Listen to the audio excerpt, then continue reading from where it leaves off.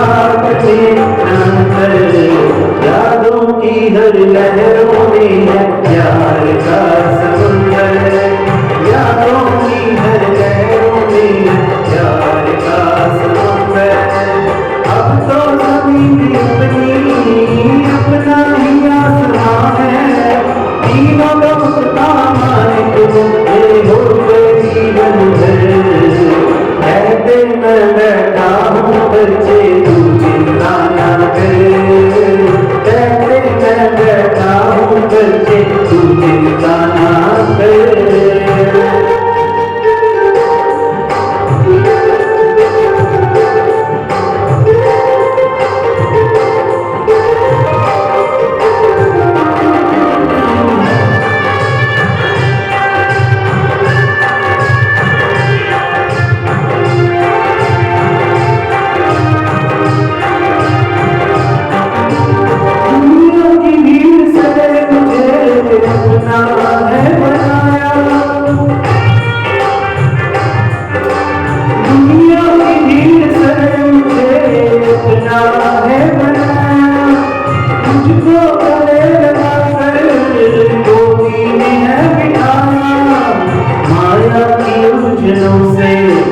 बाबा तुम्हें निकाला नैया भवन में जिसकी, तुमने उसे बचाया। देती है सदा के लिए मुस्कान चेहरे पर, कहते मैं बैठा हूँ बच्चे तू चिंता ना कर, कहते मैं बैठा हूँ बच्चे तू चिंता ना कर।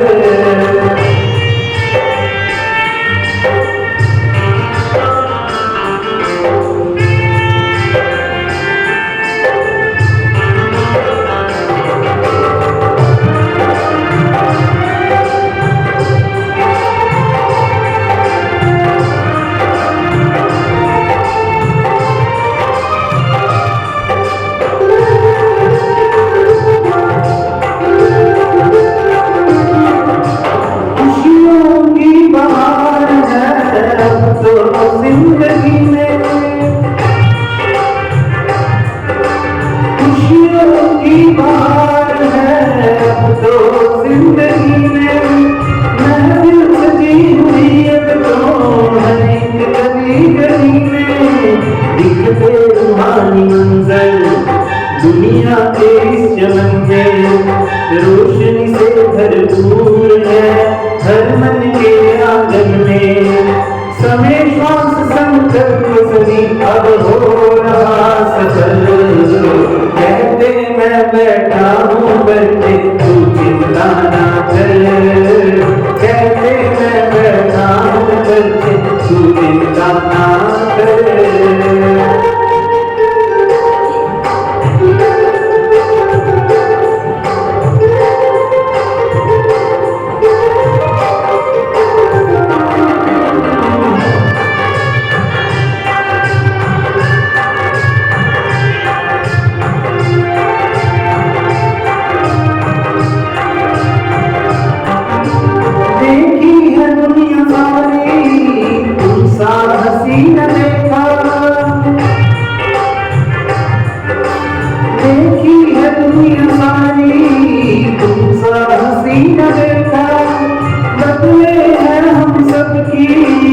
किस्मत की भाग्य रेखा तुम्ही हो जीवन साथी, तुम्ही हो दिल के सहारे, तुम ही मेरी मंजिल, तुम ही हो प्राण हमारे।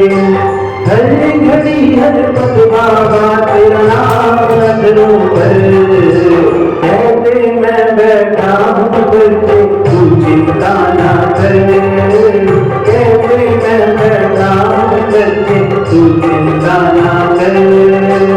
दिल में प्यारे बाबा की याद है निरंतर, कभी तो लगता है मुझे दिन रात में अंतर। यादों की हर लहरों में है प्यार का समुंदर, यादों की हर लहरों में है प्यार का समुंदर। अब तो जमीन अपनी अपना ही आसमां है, तीनों लोक का मालिक हो, मेरे हो गए जीवन भर। कहते मैं बैठा हूँ करके तू चिंता ना कर, कहते मैं बैठा हूँ करके तू चिंता ना कर।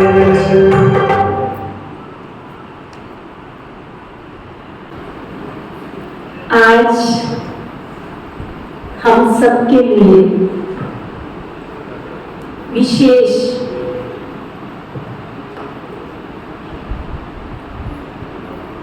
कल हम सब ने बहुत ही सुंदर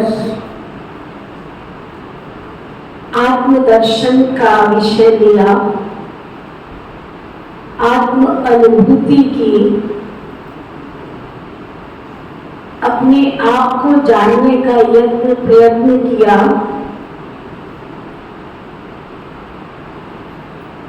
क्योंकि आत्मा के जानने के बिना जिस परम लक्ष्य तक हम पहुंचना चाहते हैं वहां पहुंचना संभव नहीं है। आत्मदर्शन के बिना परमात्म दर्शन नहीं हो सकता। परमात्म दर्शन के लिए दुनिया में कहा जाता है God is love and love is God. God is truth, भगवान सत्य है, प्रेम का सागर है। हम सभी बचपन से एक बात सुनते आए हैं, सत्य ही ईश्वर है, शिव ही ईश्वर है और सुंदर भी ईश्वर है। सत्यम शिवम सुंदरम। विचार करने की बात है कि वो सत्य है, शिव है, सुंदर है। वो पॉइंट ऑफ लाइट, वो सत्य कैसे है, वो पॉइंट ऑफ लाइट शिवम कैसे है, वो पॉइंट ऑफ लाइट सुंदर कैसे है, उस बिंदु में क्या सत्यता है, क्या उसमें कल्याण दिखाई देता है और क्या उसके अंदर ऐसी सुंदरता है। कहा जाता है कि जब मनुष्य खुद से प्यार करता है तो वो खुद की कमियों का चिंतन करता है, और जब वो खुद की कमियों की ओर देखता है तो खुद को पूर्ण करने का प्रयत्न करता है, और जब वो खुद को पूर्ण करने का प्रयत्न करता है तो खुदा के समीप जाने में सफल हो जाता है। वो खुदा जो खुद से और खुद से खुदा तक, खुद को जानना और खुदा को पहचानना, तभी एक सच्ची राह पर हम चल सकेंगे, और इसी को प्रेम की राह कहा जाता है। हम में से, आप में से कल भाई जी ने एक प्रश्न पूछा था कि मोक्ष तक कौन पहुंचना चाहता है, तो मैं देख रही थी मोस्टली लोगों ने हाथ उठाए, क्योंकि जन्म और मरण के चक्कर में मनुष्य जब रहता है तो वो दुख और परिस्थितियों से, समस्याओं से उनको जूझ कर पार करके थक जाता है। लेकिन परमात्मा शक्ति ऐसी शक्ति है जो संसार में रहते हुए उन समस्याओं का, उन परिस्थितियों का, उन दुखों का अनुभव भी नहीं होने देती है। और इतिहास साक्षी है, भक्त प्रहलाद, मीराबाई, ऐसे बहुत राजा ध्रुव, ऐसे बहुत हमारे व्यक्तित्व इस संसार से होकर गए हैं जिन्होंने ईश्वर से सच्चा प्यार किया और समस्याओं का उनके ऊपर कोई असर नहीं आया। तो वो परमात्मा शक्ति क्या है, परमात्मा दर्शन क्या है, आज हमारे भाई जी ओंकार भाई जी हम सबके बीच में हैं। हम इनका करतल ध्वनि से अभिनंदन करते हैं। स्वागत है, स्वागत है, स्वागत है। आती हैं तो आप अगर जैसा सोचेंगे वैसा ही होगा ना। मैं हमेशा बोलती हूँ कि जैसा चित्र आपके मन मस्तिष्क में होगा वैसा ही चित्र जो आपके मन मस्तिष्क में है वैसा ही चित्रण आपके चरित्र में होगा, और जैसा चरित्र में होगा वैसा आपका व्यक्तित्व अर्थात आपका ऑरा, आपका आवामंडल वैसा ही बनता चला जाएगा। और जैसा आपका आवामंडल है वैसे आपका आसपास का वातावरण भी बनता चला जाता है। तो आज जो खुशियों का हमारा लक्ष्य है उस खुशी के चैप्टर में एक चैप्टर शामिल होने जा रहा है जो बहुत समय से मुझे इंतजार था। आदरणीय हमारी गुमटी वाली माता जी का, जिनका हम बहुत करतल ध्वनि से अभिनंदन करेंगे। अभिनंदन है, अभिनंदन है, अभिनंदन है। बहुत समय से माता जी हमें बहुत प्यार से बुलाती रही हैं और काफी वर्षों से हम आपके पास जाते रहेंगे। मैं समझती हूँ कोई भी वर्ष, मैं नहीं समझती हूँ कि जब से मैंने शाहबाद में पैर रखा है तब से कोई भी एक भी वर्ष जो आप वहाँ पर विशेष प्रोग्राम करते हैं पूरे साल का, कभी भी कोई मिस हुआ होगा मेरे ध्यान में तो नहीं है। तो मुझे हमेशा रहता था कि मैं भी बुलाऊं, लेकिन मैं मौका ढूंढ रही थी कि कोई ऐसे शुभ अवसर पर बुलाऊं। तो आज शाहबाद में प्रजापिता ब्रह्मा कुमारी विश्वविद्यालय में वो शुभ दिन आया है। हम आपका बहुत बहुत तहे दिल से अभिनंदन करते हैं। अभिनंदन है, अभिनंदन है, अभिनंदन है। मैं बहनों से निवेदन करूंगी वो आएंगी और हमारी माता जी का बहुत तहे दिल से सम्मान करेंगी।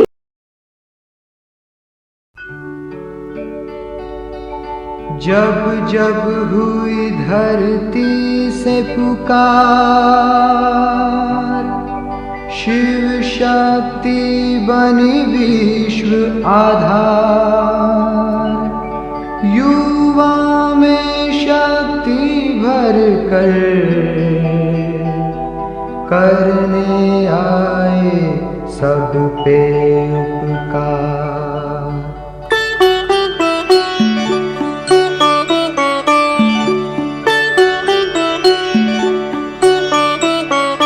जगमग करती एक ज्योति परम धाम से आई।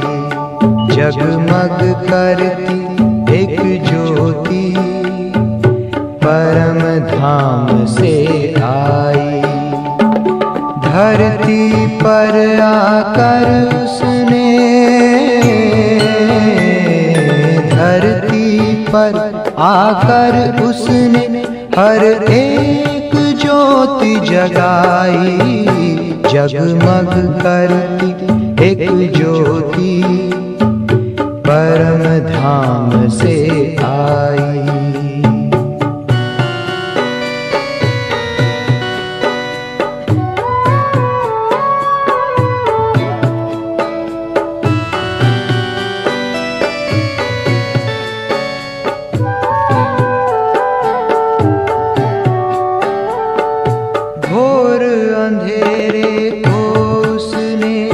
सवेरे में बदल डाला, बुझाई प्यास हर मन की, अमृत दे के निराला। घोर अंधेरे को उसने सवेरे में बदल डाला, बुझाई प्यास हर मन की, अमृत दे के निराला। हर पुकारती रूहों ने जीने की राह है पाई। जगमग करती एक ज्योति परम धाम से आई।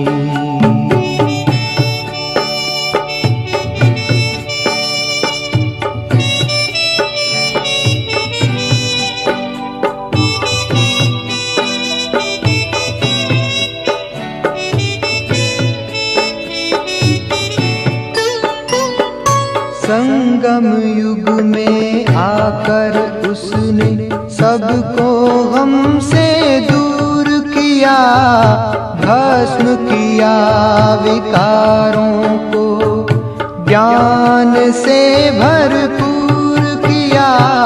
संगम युग में आकर उसने सबको हमसे दूर किया, भस्म किया विकारों को, ज्ञान से भरपूर किया। डूबी नाव निकाल नरक से सतयुग में पहुंचाई, जगमग करती एक ज्योति परम धाम से आई।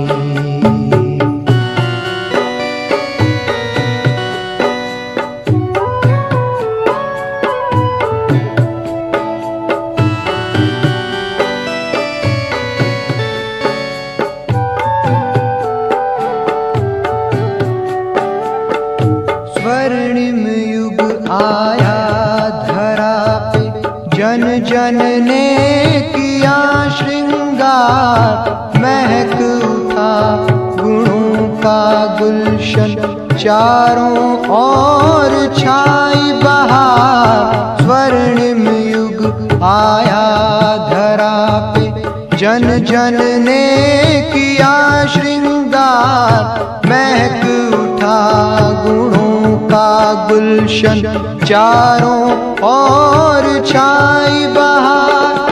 परिस्थान की परियों ने शिव की झलक दिखाई, जगमग करती एक ज्योति परम धाम से आई। धरती पर आकर उसने, धरती पर आकर उसने हर एक ज्योति जगाई, जगमग करती एक ज्योति परम धाम से आई। आज मैं धन्य हुआ। एक तो मेरी बहन, छोटी बहन जो 30 साल बाद मुझे आज मिली है, बहन नीति जी। जब ये शुरू अम्बाला में आए तो इन्होंने कई बार आके हमें राखी बांधी, राखी के ऊपर, और तभी से इनकी वाणी इतनी सुंदर और इतनी पवित्र थी कि मैं समझता हूँ कि इसीलिए अपने सुंदर कार्य के लिए प्रभु ने इनको चुना। नहीं तो इस जन्म में तो 2 मिनट में ही भगवान का नाम लेना बड़ा मुश्किल है कि मैं बड़ा बिजी हूँ, और यहाँ तो ये 24 घंटे 365 दिन प्रभु को ही याद कर रहे हैं और उसके सिवाय कुछ नहीं कर रहे।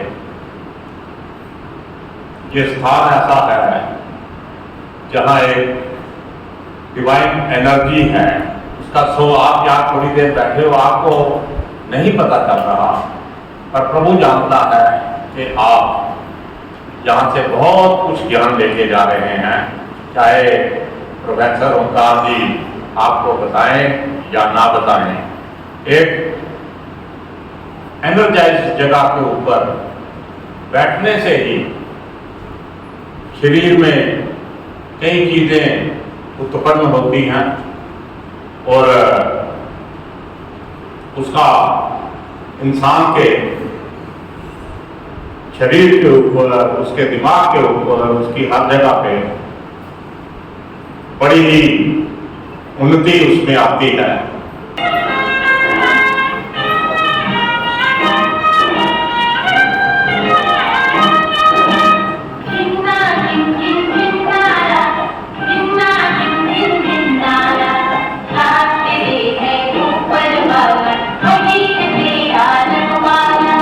जीवन से ना हारो जीने वाले,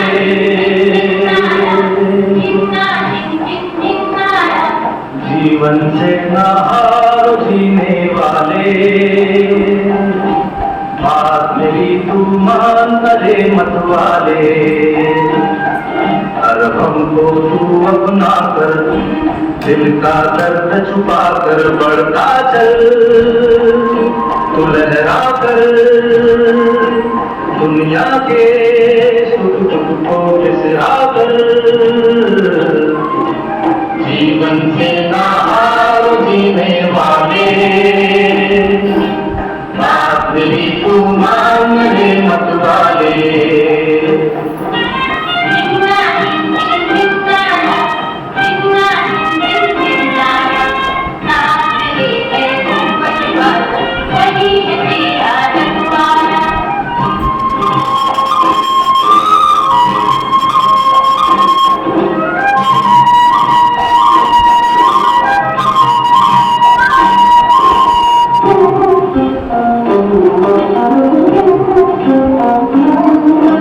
सुख दुख है जीवन के दो पैराए, धूप सुनहरी कहीं घनेरे साए। सुख है जीवन के दो पैराए, धूप सुनहरी कहीं घनेरे साए। जो सूरज अंधियारे में खो जाए, वही लौट कर नया सवेरा लाए।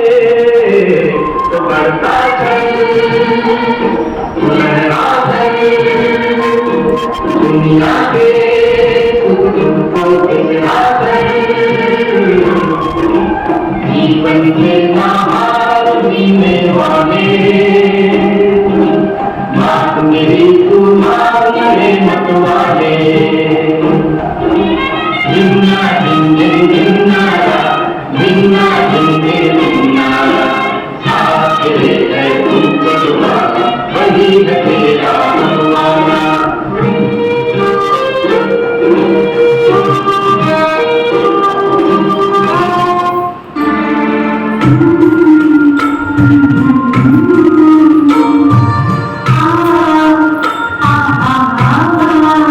जीवन तुमने दिया है, संभालोगे तुम।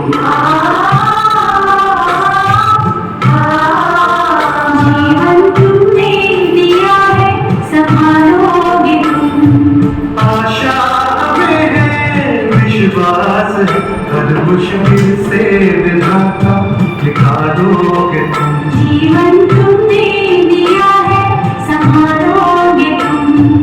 आशा में है, विश्वास है, हर मुश्किल से विधाता निकालोगे तुम। जीवन तुमने दिया है, संभालोगे तुम।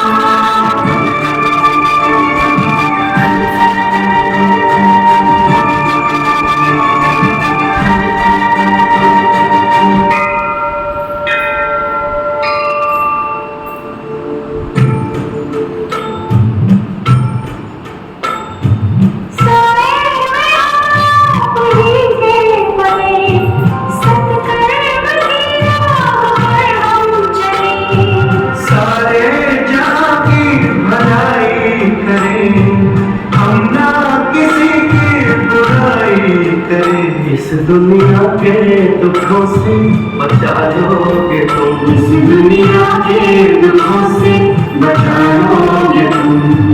आशा है, विश्वास है, हर मुश्किल से विधाता निकालोगे तुम। जीवन तुमने दिया है, संभालोगे तुम।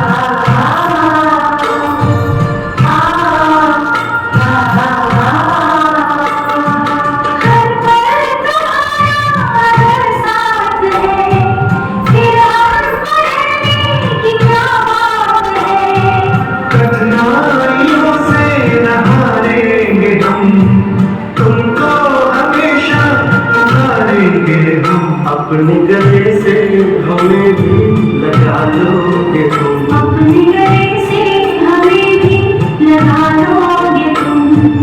आशा है, विश्वास है, हर मुश्किल से विधाता निकालोगे तुम। जीवन तुमने दिया है संभालोगे तुम।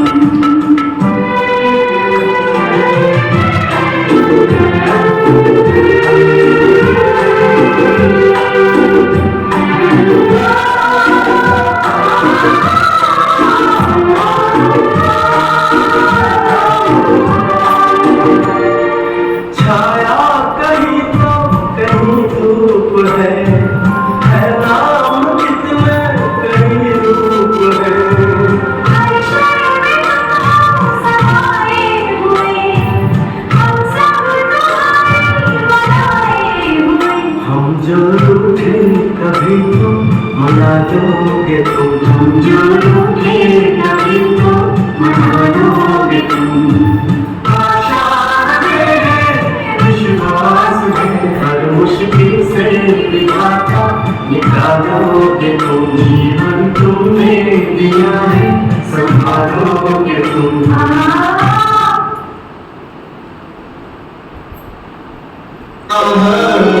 गोद में मिली है हमको आपकी बनाम, मन खुशी में गा रहा है। नक्श कदम पर चल बाबा के, बाबा जैसा बनना है। नक्श कदम पर चल बाबा के, बाबा जैसा बनना है। बनकर दूंगी तुमसे रहेगी, फूलों की ही चुनना है।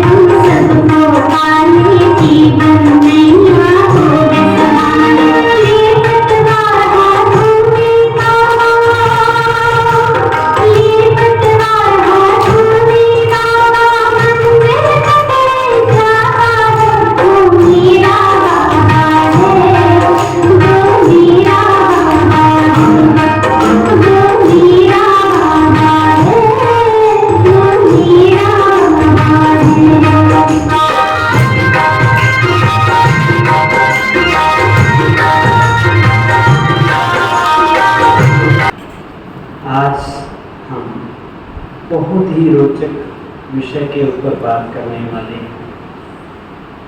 वो है परमात्मा का विषय, कि वो जो यूनिवर्सल ट्रुथ है, जो सबसे बड़ा सत्य है संसार का, वो परमात्मा कौन है, उसकी सही और सत्य पहचान क्या है।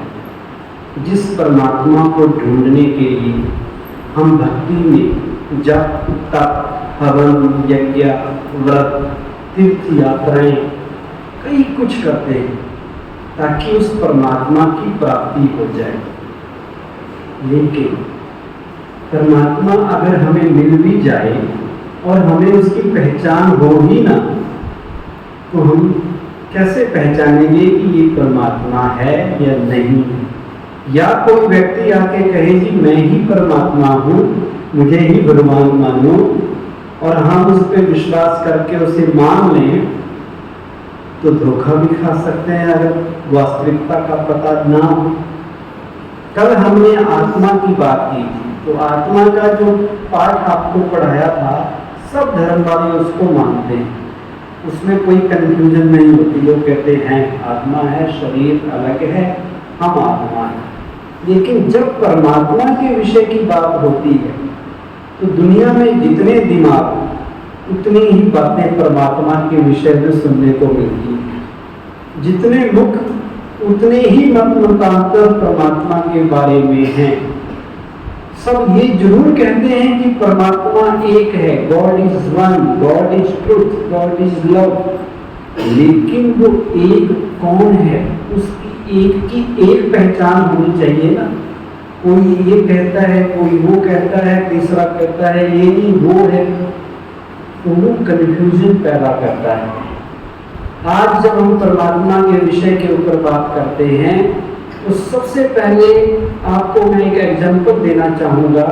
एक बार एक न्यूज़पेपर में परमात्मा के विषय में एक आर्टिकल छपा, जिसमें अलग अलग कॉलम्स में परमात्मा के विषय में अलग अलग बात कही गई। पहले कॉलम में लिखा गया था कि परमात्मा कुदरत है, नेचर इज गॉड। जो भी प्रकृति है ये भगवान की ही है और भगवान ही है, इसी को ही परमेश्वर समझो। फिर उसको एक्सप्लेन भी किया था उन्होंने कि क्यों समझो। दूसरे कॉलम में लिखा था कि परमात्मा आत्मा सो परमात्मा, आत्मा ही परमात्मा बन जाती है। आत्मा दुनिया में आती है और जब जाती है फिर परमात्मा में समा जाती है, वो उसी का ही अंश है। एक मान्यता ये लिखी हुई। तीसरी मान्यता लिखी हुई थी कि परमात्मा सब जगह है, जहां देखें वहीं परमात्मा। तेरे में मेरे में घट घट का वो वासी है, सब में परमात्मा है। चौथी बात लिखी गई थी कि परमात्मा ब्रह्म जो तत्व है वही परमात्मा है, ब्रह्म ही ईश्वर है। चौथी मान्यता लिखी। पांचवी मान्यता लिखी हुई थी कि परमात्मा निराकार है, उसका ना कोई रूप है, ना रंग है, ना कोई स्वरूप है, ना नाम है, तो नाम रूप से न्यारा है। और लास्ट में लिखा हुआ था कि परमात्मा जितने भी ये देवी देवता हैं, जो अवतार हैं, ये परमात्मा के ही अवतार हैं और ये उसका साकार रूप है। तो ये सारी बातें लिखने के बाद राइटर ने लिखा था कि मुझे लगता है कि परमात्मा नाम की कोई चीज है ही नहीं। वो खुद ही कंफ्यूज हो जाता है और कहता है इतने मत मतांतर, इतने विचार, अब इनमें से सारे तो सच नहीं होंगे, या तो एक सच होगा या दूसरा सच होगा या तीसरा सच होगा, क्योंकि सारे थोड़े थोड़े एक दूसरे के विरोधाभासी हैं। अब कैसे पता चले कौन सा अल्टीमेट ट्रुथ है, कैसे हम परखें कि ये चीज परमात्मा के लिए सही बैठती है। जैसे आप जौहरी के पास जाते हैं तो क्या करते हैं, जौहरी कैसे परखता है कि ये कितना कैरेट सोने का है, उसके पास एक कसौटी होती है, वो कसौटी पे कस के देखता है कि इसमें कितना सोना है, वो परखने का एक पैरामीटर। उसी तरह मैं आपको 5 कसौटियां ऐसी बताऊंगा जो परमात्मा को परिभाषित करती हैं। अगर वो 5 बातें जिस पे भी लागू हो उसे हम परमात्मा कह सकते हैं। ठीक है, सुनने के लिए तैयार है? परखना है किसी को कि परमात्मा कौन है या नहीं है, उसके 5 आधार हैं। पहला आधार है परमात्मा वो हो सकता है जो सर्वमान्य हो, जिसे सब मानने के लिए तैयार हो। वो एक धर्म एक संप्रदाय का नहीं, वो हिंदुओं का भी वही है, मुसलमानों का भी वही है, क्रिश्चियंस का भी वही है, सिखों का भी वही है। वो अलग अलग नहीं हो सकता। भाषा का फर्क हो सकता है कि हम उसको ईश्वर कहें, वो वाहेगुरु कहें, वो इंग्लिश में गॉड कह दें, अरबी में उसको अल्लाह कह दें, खुदा कह दें, वो तो लैंग्वेज का डिफरेंस है, पर वो है एक। और उसका जो भी स्वरूप हो वो होना चाहिए जो जिसपे सब एग्री करें, जब सब जिसके लिए सब कहें हाँ ये ईश्वर हो सकता है। सही बात है। तो पहली मान्यता ये होनी चाहिए, पहली कसौटी ये होनी चाहिए कि जिसको भी हम ईश्वर खुदा मानते हैं वो सबको मान्य होना चाहिए। दूसरी बात, परमात्मा उसे कहते हैं, किसे कहते होंगे? जो सर्वोच्च हो, सबसे श्रेष्ठ हो, उससे ऊंच कोई होता है? वो सबका माता पिता है, सबका रक्षक है, बंधु सखा सब कुछ है। तभी तो कहते हैं ना कौमेन माता पिता कौमेन, उस सबका सबसे बड़े से बड़ा है। उसका ना कोई माता पिता हो सकता है, उसका ना कोई शिक्षक हो सकता है, उसका ना कोई रक्षक हो सकता है, उसका ना कोई गुरु हो सकता है, क्योंकि वो गुरुओं का भी गुरु, टीचर्स का भी टीचर्स, माता पिता जो हमारे हैं उनका भी माता पिता पेरेंट वही है। तभी तो वो सर्वोच्च है, सबसे ऊंचा है। तीसरी कसौटी है, याद रखना, मैं पूछूंगा। पहली कौन सी हुई? सर्वमान्य हो। दूसरी है सर्वोच्च हो, वो सबका माता पिता, सबका शिक्षक, उसका अपना कोई नहीं। तीसरी कसौटी है जो सर्वोपरि हो, जो सबसे परे हो। परे मतलब सबसे न्यारा हो। कैसे न्यारा? परमात्मा के लिए कहते हैं वो अजन्मा है, वो जन्म नहीं लेता। और श्रीमद् भागवत गीता में ये भी है कि मैं कालों का काल हूं और मुझे काल नहीं खाता, मतलब वो मृत्यु को भी प्राप्त नहीं होता। तो भगवान वो है जो जन्म में भी नहीं आता, मरण में भी नहीं आता। वो जन्म मरण से परे है, जन्म मरण से न्यारा है। और जिसने जन्म नहीं लिया, मृत्यु भी नहीं हुई, तो उसको शरीर मिलेगा? उसको तो शरीर होगा ही नहीं। तो वो और शरीर के संबंधी भी नहीं होंगे उसके। तो परमात्मा वो जो देह और देह के संबंधियों से भी परे हो। उसके चाचे काके मामे नाने नहीं हो सकते जैसे हमारे। तीसरा, जब शरीर ही नहीं लिया उसने तो कर्म भी नहीं करेगा। तो परमात्मा वो जो कर्म और फल दोनों से न्यारा। ये नहीं कि ऊपर कोई कर्म करेगा तो या तो पुण्य करेगा या पाप करेगा।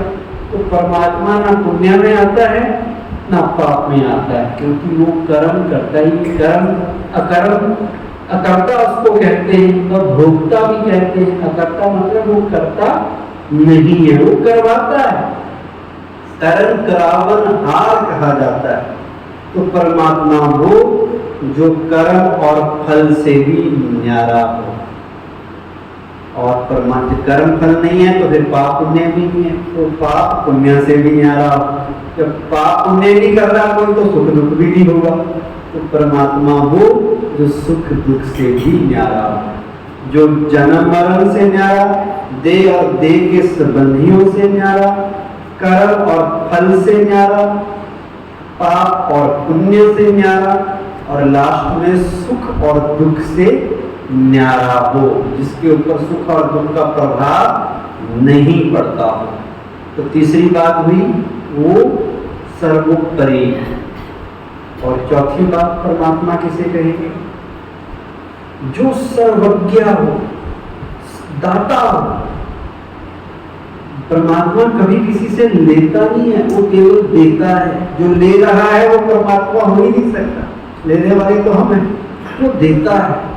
और सर्वज्ञ मतलब सर्वज्ञाता, वो हर चीज को जानता है। उस सृष्टि के आदि मध्य अंत तीनों कालों को जानता है। तो जो हर चीज जानता है, सब कुछ जानता है, वो कौन हुआ? परमात्मा। अब आप अपने मन में सोचते रहना कि जिनको हम आज तक परमात्मा मानते आए, उन पे ये डेफिनेशंस लागू हो रही है कि नहीं हो रही? लास्ट में जो पांचवी कसौटी है परमात्मा को परखने की, वो ये है कि वो है जो सर्व गुणों में अनंत हो, अनलिमिटेड गुण है उसके। हमें तो थोड़ी सी शांति होगी, थोड़ा सा गुस्सा भी हो सकता है, थोड़ा सा प्रेम होगा, थोड़ा सा नफरत भी, लेकिन परमात्मा गुणों का सागर है, शांति का सागर है, प्रेम का सागर है, दया का सागर है, करुणा का सागर है, आनंद का सागर है। उसकी महिमा में कहते हैं, धरती को कागज बनाओ, सागर को स्याही बनाओ, जंगल को कलम बनाओ, और स्वयं विद्या की देवी सरस्वती भी अगर उसकी महिमा लिखे तो भी कम होगी। इतनी उसकी महिमा है, क्योंकि वो अनंत है गुणों में। हम लिमिटेड हैं, वो अनंत है। अब ये 5 कसौटियां जो मैंने आपको बताई, इनको देख के आपने परखना है कि परमात्मा कौन है। एक बार 5 सूरदास थे, उनको किसी ने कहा कि आप हाथी के पास जाइए और हाथी कैसा है हमें बताइए। तो 5 हाथी के पास जाते हैं, आंखें थी नहीं, तो एक ने उसके टांगों को पकड़ा, टांग को हाथ लगाया, उससे पूछा कैसा था हाथी? उसने कहा था कि हाथी तो खंबे की तरह है। दूसरे सूरदास ने उसकी पीठ को हाथ लगाया, तो उससे पूछा हाथी कैसा है? कहता कि हाथी तो दीवार है। तीसरे से पूछा, उसने हाथी की सूंड को हाथ लगाया था, उससे पूछा हाथी कैसा है? कहता जी हाथी तो सांप की तरह है। चौथे से पूछा, उसने उसकी पूंछ पकड़ ली थी, उसने कहा हाथी कैसा है? कहते जी हाथी तो रस्से की तरह है। 5वें से पूछा कि हाथी कैसा है? उसने उसकी कान पकड़े थे, कहता जी हाथी तो पंखा है, पंखे की तरह है। अब बताओ, 5 ने बताया, लेकिन किसी ने सही बताया? किसी ने भी सही बताया? उन्होंने वो बताया जो उनको एक्सपीरियंस हुआ, थे नैनहीन, दिखाई तो दे नहीं रहा था। इसलिए जैसा जैसा उनको जो चीज हाथ लगी, वैसा ही उन्होंने उसको वर्णन किया। हमारा हाल भी यही है। हम भी क्या कहते हैं प्रभु को, हे प्रभु मुझ नैनहीन को राह दिखाओ प्रभु, गीत भी बना हुआ है। हमें चक्षु दो, ज्ञान का चक्षु। इसका मतलब हमारी हाल भी सूरदास जो हैं थे उनकी तरह ही है। हमने भी थोड़ा थोड़ा सब लोगों ने एक्सपीरियंस किया, और जैसा जैसा एक्सपीरियंस किया वैसा वैसा हमारा बिलीफ सिस्टम बन गया, वैसा वैसे हमने कह दिया। लेकिन क्या वो सच है जो हमने आज तक सुना, पढ़ा या एक्सपीरियंस किया? क्या वो सच है? कहीं हमारी हालत भी सूरदास की 5 सूरदासों की तरह तो नहीं? थोड़ी सी कोई चीज पकड़ ली और हम कहते जी भगवान ऐसा होगा, वैसा होगा। अब कौन अपना भगवान के बारे में बता सकता है? कौन बताएगा भगवान के बारे में? सही चीज कौन बताएगा? भगवान को डिफाइन नहीं किया जा सकता। क्यों नहीं किया जा सकता? वो अनंत है, अपरंपार है, उनको कैसे वर्ड से डिफाइन करते हैं? बताते हैं कैसे करते हैं, वही तो बताएंगे आज। वही तो बताएंगे, बैठ जाइए। आज हम वही बताएंगे कि भगवान को कैसे डिफाइन करेंगे। इंसान डिफाइन नहीं कर सकता। इन्होंने बहुत अच्छी बात की। श्रीमद् भागवत गीता में यही लिखा है कि मैं जो हूं, जैसा हूं, मेरे बारे में लोग नहीं जानते। कोटों में कोई और कोई में भी कोई मुझे जानते हैं, पहचानते हैं। मेरा जैसा स्वरूप है, मैं जो हूं, जब तक मैं खुद आके ना बताऊं, दूसरे लोग नहीं जानते। तो भगवान जब खुद सृष्टि पे आते हैं तभी अपना परिचय देते हैं कि मैं ऐसा हूं। बाकी लोगों ने जितनी भी आज मान्यताएं दुनिया में बनी हैं वो सबकी अलग अलग इसलिए हैं क्योंकि सबने जैसा जैसा एक्सपीरियंस किया वैसा वैसा कह दिया। लेकिन सच वो खुद आके बताता है। वो हम इन 5 कसौटियों पे कस के देखेंगे कि वो चीज लागू होती है या नहीं होती है। हमारी मान्यता उसके हिसाब से सही है या नहीं है, देखेंगे। कहते हैं एक ब्राह्मण था, पंडित जी थे, एक उनका बेटा था। अब बेटा बीमार हो गया तो किसी ने कहा कि डॉक्टर के पास गया पहले, तो डॉक्टर ने कहा भाई बचना मुश्किल है, आप भगवान को याद करो। तो वो भगवान को याद करने लगा। तो उसने सोचा कौन से भगवान को याद करूं, तो उसने श्री कृष्ण की पूजा करनी शुरू की। 2 दिन श्री कृष्ण को बुलाता रहा, भक्ति करता रहा। 2 दिन के बाद श्री कृष्ण जी ने सोचा कि मेरा कोई भगत मुझे याद कर रहा है, क्यों ना मैं उसकी मदद करूं। तो वो जाने की तैयारी करने लगा कि मैं जाऊं भगत के पास। इतने में उसका पड़ोसी आ गया पंडित जी का, कहने लगा भाई तुम्हारे ऊपर बेटा बीमार है, ऐसे टाइम पे श्री कृष्ण जी को थोड़ी याद करना होता है। ऐसे टाइम पे माता रानी को याद करो, जगदम्बा को याद करो, जगदम्बा मनोकामनाएं पूरी करती है। पंडित जी को लगा ठीक है, उसने जगदम्बा को याद करना शुरू किया। जैसे श्री कृष्ण को पता चला कि ये तो माता को याद कर रहा है, अभी राधे रास्ते में आया था, वापस चला गया। अब क्या हुआ कि 2 दिन वो मां को याद करता रहा। तो मां ने भी सोचा कि मैं जाती हूँ। जैसे जाने लगी, पंडित जी के पास कोई और आदमी आ गया। कहते भाई माता को याद नहीं करना होता ऐसे मौके पे, ये तो विघ्न है तुम्हारे पास, विघ्न विनाशक तो गणेश जी हैं, तो गणेश जी को याद कर। पंडित जी गणेश जी को याद करने लगे। फिर क्या हुआ, गणेश जी को 2-3 दिन याद किया। गणेश जी जब आने लगे, इतने में चौथा व्यक्ति पंडित जी के पास आ गया। कहते भैया गायत्री मंत्र पढ़ना होता है ऐसे टाइम पे, तब समस्या खत्म होती है। तुम गायत्री माता का गायत्री मंत्र पढ़ो तब कुछ होगा। तो अब गणेश जी आ रहे थे रास्ते में, वो भी वापस चले गए। ऐसे करते करते 10 दिन बाद पंडित जी का बेटा मर गया। किसी ने भी मदद नहीं की। क्यों नहीं मदद की? नहीं की क्योंकि उसको निश्चय नहीं था एक के ऊपर। उसका विश्वास जैसे लोग कह रहे थे वैसे ही बदल रहा था। एक निश्चय नहीं था, एक विश्वास नहीं था। अगर एक के ऊपर निश्चय होता तो नैया पार हो जाती। ऐसा ही हमारा भी हाल है। हमारे निश्चय भी रोज बदल जाते हैं। कोई कहता है व्रत रख लो, व्रत रख लेते हैं। कोई कहता है बद्रीनाथ जाके आओ, हम वहां जाके आ जाते हैं। कोई कहता है वहां से नहीं काम होने वाला, तो रामेश्वरम जगन्नाथपुरी जाके चार धाम की यात्रा करते हो। कोई कुछ कहेगा, कोई कुछ कहेगा, और हम वैसे ही बदलते जाते हैं। कारण क्या? क्योंकि उसकी पहचान नहीं है। सही पहचान होती, एक एड्रेस होता तो जाते। जब हमें पता ही नहीं है कि उसका सही एड्रेस क्या है, इसलिए हम कंफ्यूज हो जाते हैं। तो अब उसका सही एड्रेस जानना जरूरी है। अब जो 5-6 मान्यताएं थी उनको हम चेक करते हैं उन कसौटियों के आधार पर जो मैंने बताई। सबसे पहले जो लिखा था कि प्रकृति ही परमात्मा है, उसको चेक करते हैं।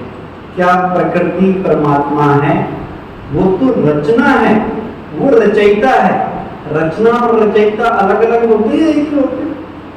तीन सत्ताएं इस दुनिया में हैं, प्रकृति, आत्मा, परमात्मा, जिसे कह देते हैं प्रकृति, पुरुष और परमात्मा।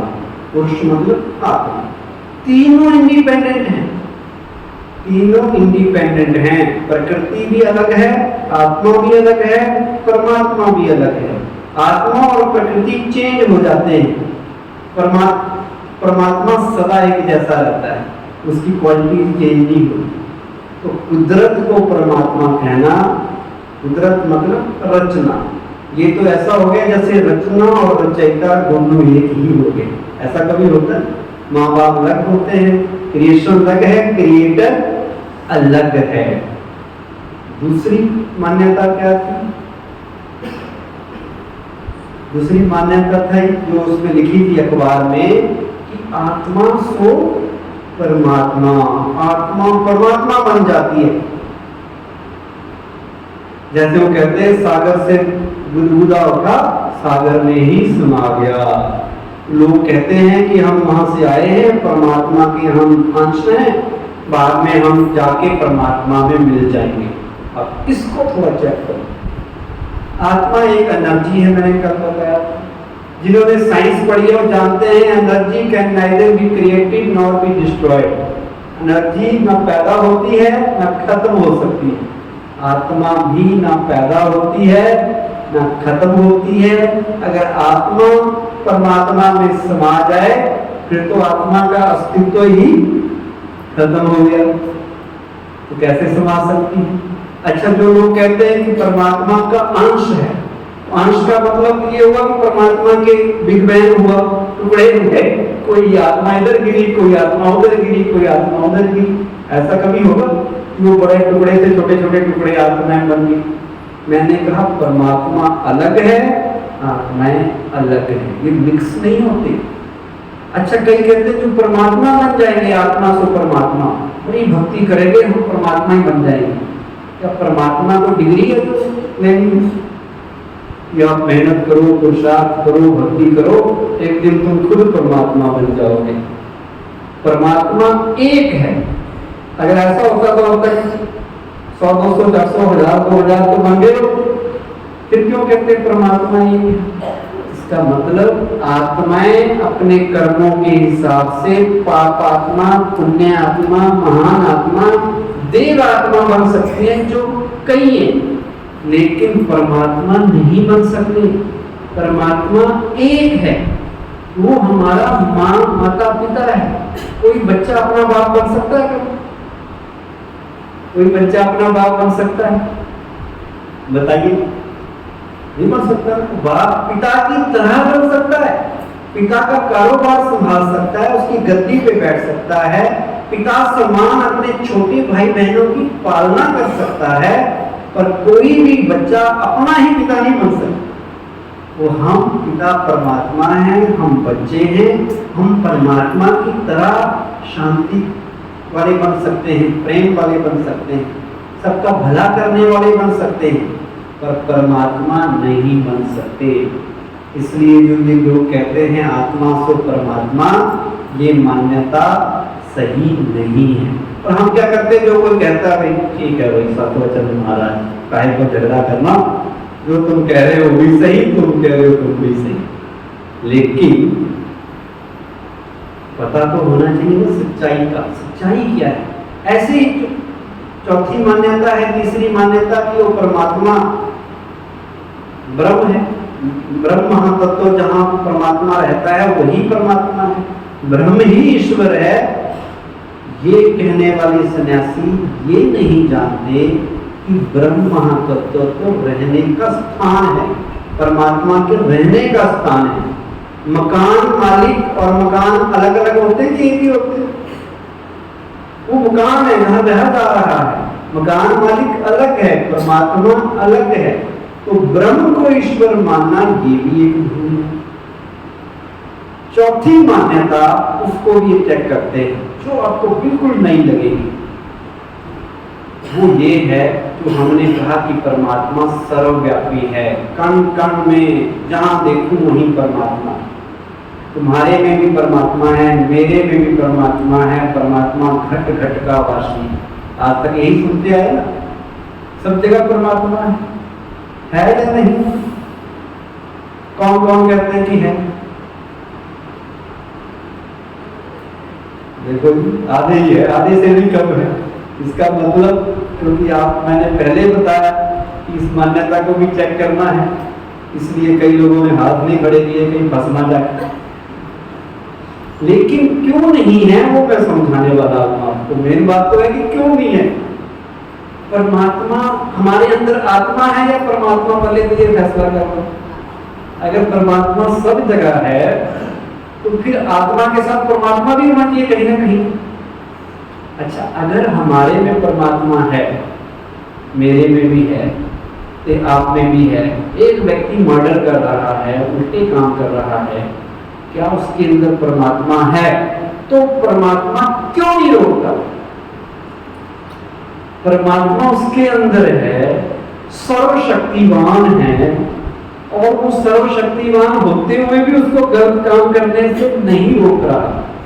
अच्छा, परमात्मा अगर सब जगह है तो परमात्मा के गुण क्या हैं? शांति का सागर, प्रेम का सागर, आनंद का सागर, दया का सागर। तो उस व्यक्ति की दया कहाँ खत्म होगी? उसमें ना शांति है जो मर्डर कर रहा है, लड़ाई कर रहा है, रेप कर रहा है, ना प्रेम है, ना दया है, ना करुणा है, या कोई भी गलत काम कर रहा है, और उसके अंदर भगवान भी है। तो भगवान उसको रोके ना, तो उसका फायदा क्या? फिर उसके अंदर होने का फायदा क्या है? दो बच्चे लड़ रहे हैं, माँ बाप साथ में बैठे हैं, बच्चे लड़ रहे हैं और माँ बाप अगर रोके ही ना, तो माँ बाप का क्या मतलब?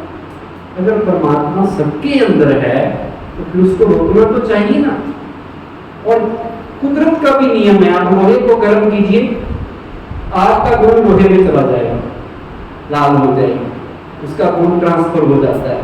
तो परमात्मा जिसके अंदर है उसके अंदर परमात्मा के गुण क्यों नहीं ट्रांसफर हो रहे थे? वो क्यों बुराइयों में लिप्त है?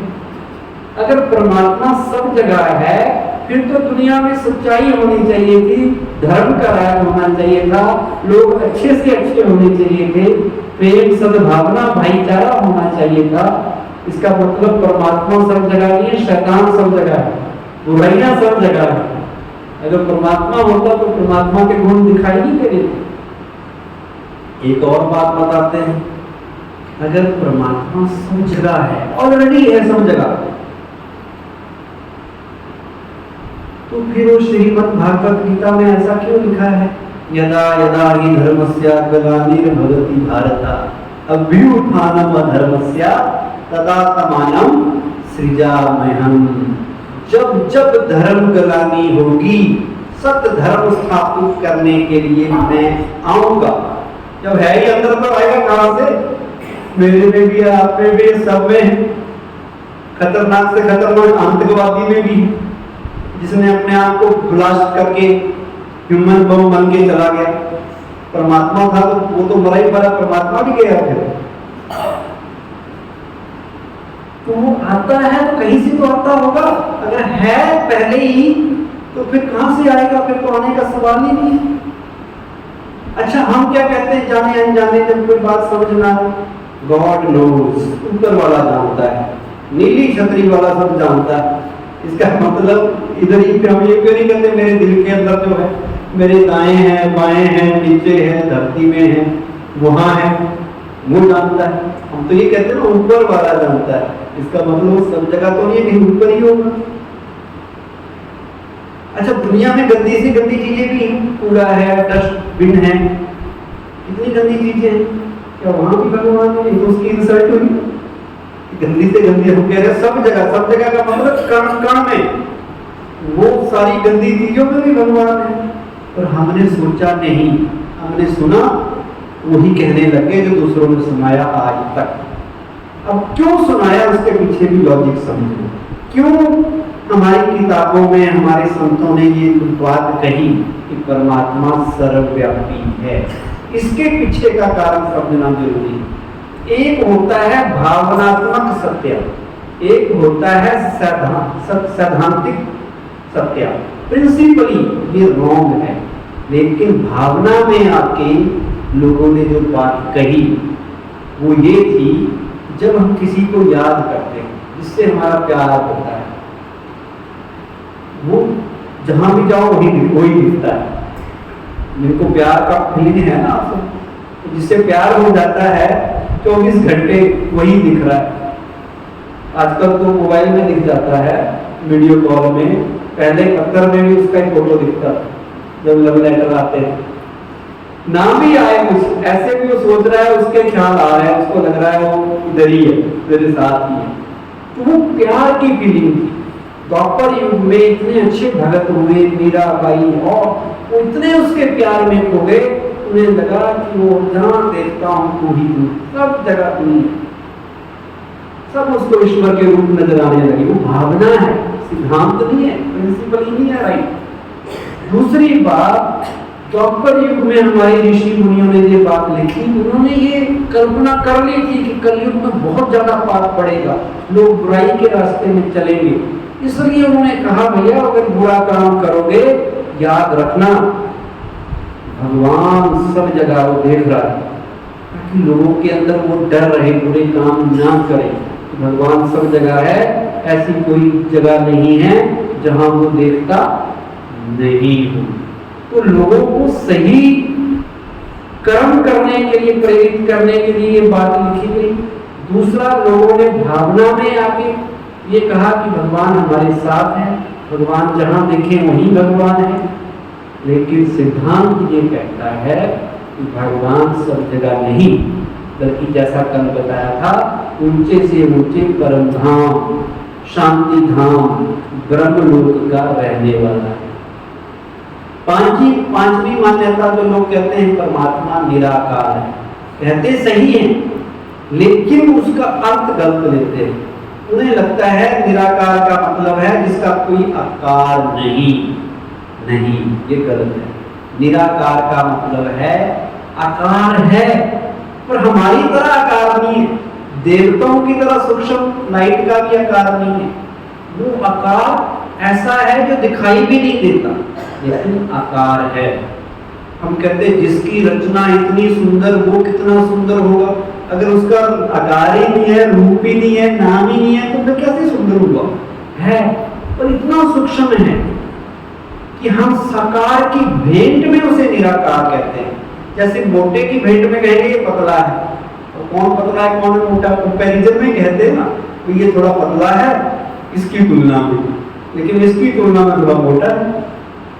ऐसे ही साकार की तुलना में भेंट में निराकार वर्ड यूज होता है, जो कहता है जैसे हम मनुष्य हैं, हम देहधारी हैं, शरीर धारण किए हुए हैं, ऐसे परमात्मा नहीं है।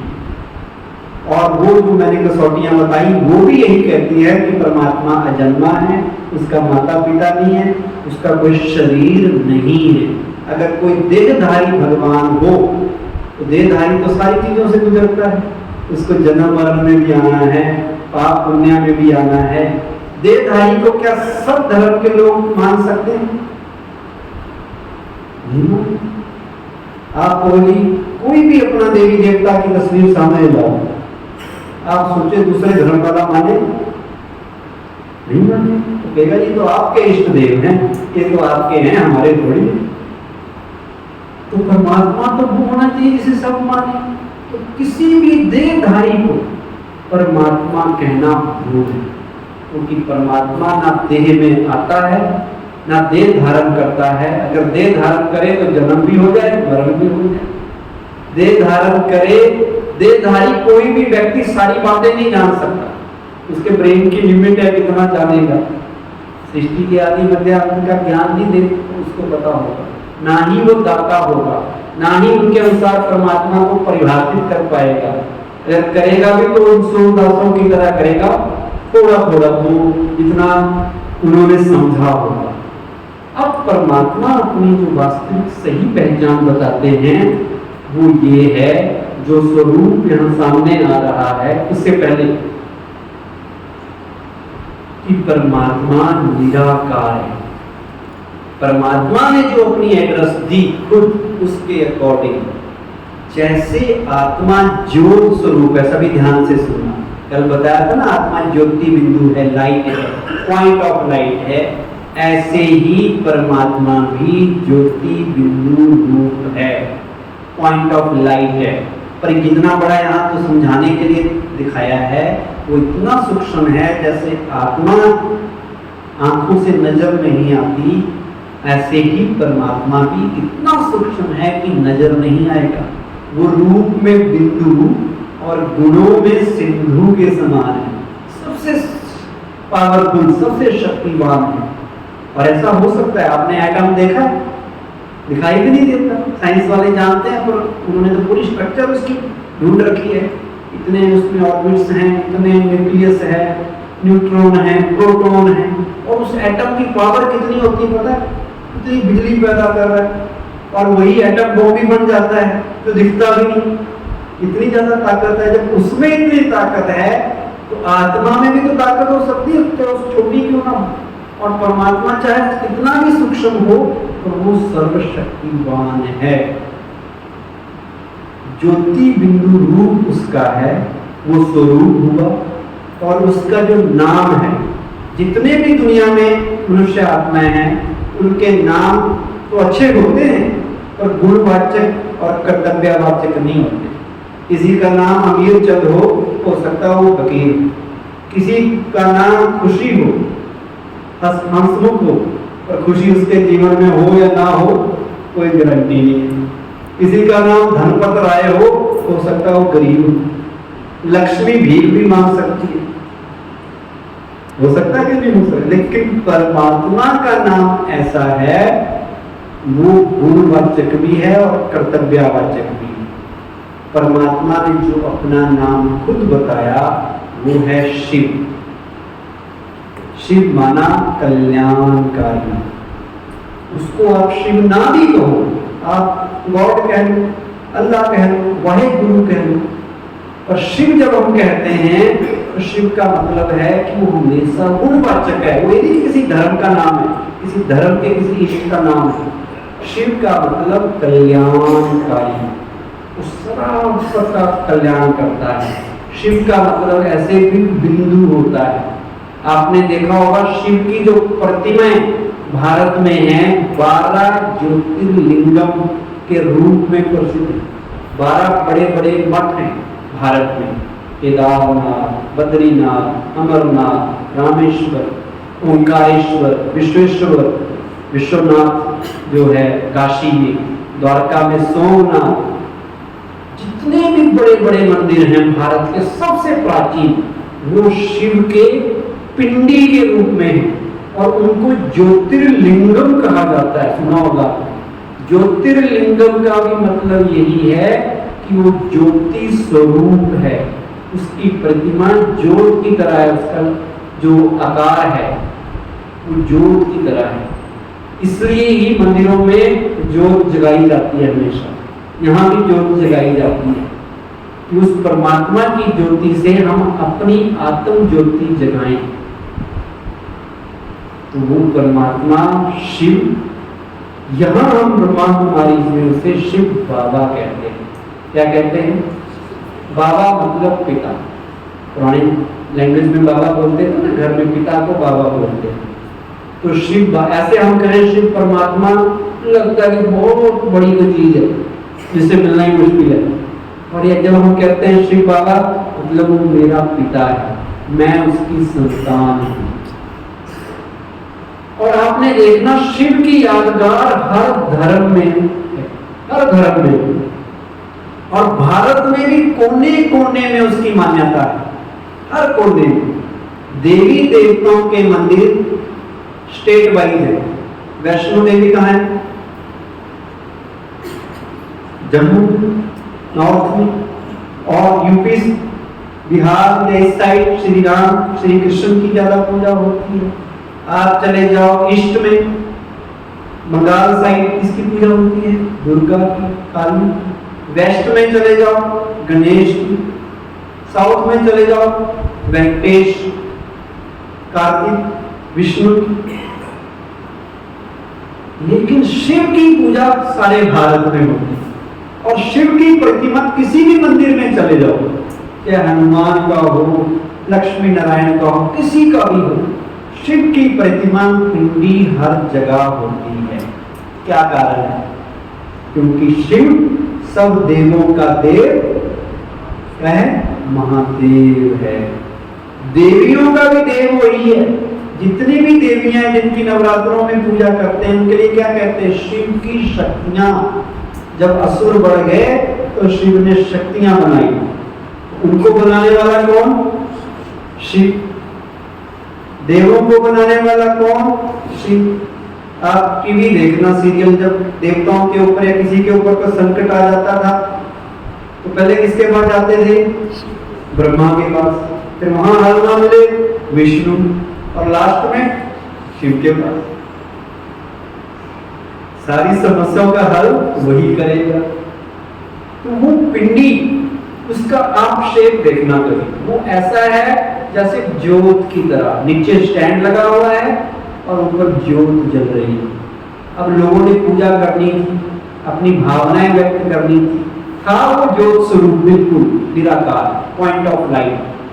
लेकिन पूजा करने के लिए फिर भक्तों ने उसको पिंडी का थोड़ा बड़ा आकार दिया ताकि उस पर दूध चढ़ाया जा सके, तिलक लगाया जा सके। अब बिंदी को कैसे करें?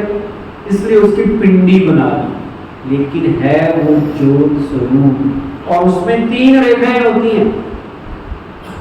होती है ना पिंडी में 3 रेखाएं होती है, बीच में आंख भी बनाई होती है। वो 3 रेखाएं इंडिकेट करती हैं कि परमात्मा शिव तीनों कालों को जानने वाला है, त्रिकालदर्शी है। और जो तीसरी आंख दिखाई है वो त्रिनेत्री है। उस पे जो बेलपत्र 3 पत्तों वाले चढ़ाए जाते हैं वो बताता है कि वो त्रिमूर्ति है। ब्रह्मा विष्णु महेश के द्वारा अपना काम करता है। तो परमात्मा की सत्य पहचान आपको अभी थोड़ी बताई। इसी में मैं ऐड कर रहा हूं कि जो मैंने बताया कि परमात्मा वो जिसे सब धर्म वाले माने। ये चित्र बताता है कि निराकार ज्योति स्वरूप शिव बाबा को, शिव भगवान की मान्यता हर धर्म में, भारत में तो है ही है, भारत से बाहर भी शिवलिंग आपको कई देशों में देखने को मिल जाएंगे, शिव की प्रतिमा। चलो ये तो हिंदू धर्म की बात होगी कि आप अमरनाथ है, सोमनाथ है, नेपाल में पशुपतिनाथ है। लेकिन दूसरे धर्मों में भी ये मान्यता जरूर है कि भगवान निराकार है, लाइट है, नूर है। आप देख सकते हैं क्राइस्ट, बाइबल में क्राइस्ट ने क्या कहा? I am not God, I am son of God, God is divine light. उन्होंने भी लाइट कहा, हम भी क्या कह रहे हैं? ज्योत है, प्रकाश है। अच्छा, उनकी बात करें, यहाँ मोसेस का फोटो है या नहीं? जो मूसा थे, हजरत मूसा यहूदियों के, उनको पहाड़ियों के बीच में उसी प्रकाश का साक्षात्कार हुआ। वही लाइट उनको पहाड़ियों के बीच में दिखी। ये उनकी किताबों में वर्णन है। मुस्लिम लोग जब हज करने जाते हैं मक्का में, तो उनमें एक मान्यता है कि वहाँ एक पवित्र पत्थर है जिसे वो संगे अस्वद कहते हैं। वो संगे अस्वद वैसा ही है जैसे शिव की पिंडी। वो उनमें कोई मूर्ति पूजा नहीं होती, बुत प्रस्ती नहीं है वहां पर, बुत प्रस्ती को ना मानते हैं। लेकिन एक मूर्ति, एक पत्थर वहां है जिसको वो चूमते हैं, जिसके दर्शन करते हैं। और वो लोग कहते हैं जब मुस्लिम इस्लाम में आपस में उनके झगड़े होने लगे परमात्मा के विषय में, तो अचानक आसमान से आकाशवाणी हुई और उन्हें कहा कि मेरा ये स्वरूप है। और वो पवित्र पत्थर संगे अस्वद वहां गिरा और मक्का में, और परमात्मा ने कहा मेरा ये स्वरूप। ऐसे भी कुरान शरीफ में लिखा है खुदाए नूर, खुदा एक नूर है। तो नूर का मतलब क्या है? तेज है, नूर है, लाइट है, ज्योत है। भाव तो एक ही बात। गुरु नानक देव जी ने परमात्मा की जितनी सही डेफिनेशन कही है ऐसी कहीं नहीं मिलती। कहते हैं एक ओंकार निर्वैर निर्भय अकाल मूर्त, बताते हैं ना उसको किसी का डर है, ना वो मरता है, ना वो निराकार है। ये गुरु नानक देव जी ने भी कहा।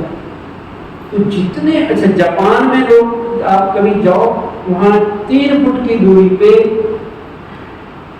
3 फुट हाइट पे एक पत्थर रख देते हैं गोल गोल लाल रंग का, जिसको वो चिंतोन सेटी कहते हैं, और वहां के लोग उसके ऊपर फोकस करते हैं, वहां अपना ध्यान लगाते हैं। तो वहां पर भी वो शिवलिंग के आकार का एक पत्थर, उनकी भी ये मान्यता है। इसलिए इस चित्र से यही सिद्ध होता है कि परमात्मा शिव, जिस जो ज्योति बिंदु स्वरूप है, वो सबका पिता है, सबका, सब उसको मान सकते हैं, उसको मानना सबके लिए आसान है। अगला चित्र। अब आपके मन में एक और प्रश्न पैदा हुआ होगा, ये शिव की बात कर रहे हैं या शंकर की बात कर रहे हैं? शंकर तो हमने देखे हैं, शंकर भगवान जी वो तो तपस्या में बैठे रहते हैं, ये कह रहे हैं शिव है। और इस चित्र में कहा गया है कि शिव और शंकर में अंतर भी है। ये भी नई बात आपको सुनने को मिलेगी। अगर जो पहले सुनी होती वही सुनानी होती हमने, तो फिर आपको क्यों बुलाते? नए विश्व के लिए नया ज्ञान चाहिए ना। अगर दुनिया को अच्छा बनाना है तो वही पुराने वाला घिसा पिटा ज्ञान ही सुनाया तो दुनिया अच्छी बनती। अब परमात्मा ये भेद बताते हैं कि शंकर मैं नहीं, शंकर अलग चीज है, शिव अलग चीज है। शिव की यादगार प्रतिमा पिंडी के रूप में, शंकर की यादगार तपस्या करते हुए एक बैठे हुए, जो जिनको कैलाश में दिखाया जाता है, जिनके हाथ में माला है, एक हाथ में त्रिशूल डमरू। अब आप बताइए, एक देहधारी है, एक की प्रतिमा पिंडी के रूप में, एक निराकार है, एक का नाम शिव है, एक का नाम शंकर है, तो दोनों एक जैसे कैसे हो सकते? अच्छा, शंकर जी तपस्या कर रहे हैं, किसी का ध्यान ऐसा दिखाते हैं ना हमेशा कि वो कैलाश पर्वत पे बैठ के तपस्या में लीन। क्या भगवान किसकी तपस्या करेगा? उससे ऊपर भी कोई चीज है जिसकी वो तपस्या करेगा? फिर किसकी तपस्या करेगा? और वो देहधारी भी है। हमने कहा देहधारी भगवान नहीं होता।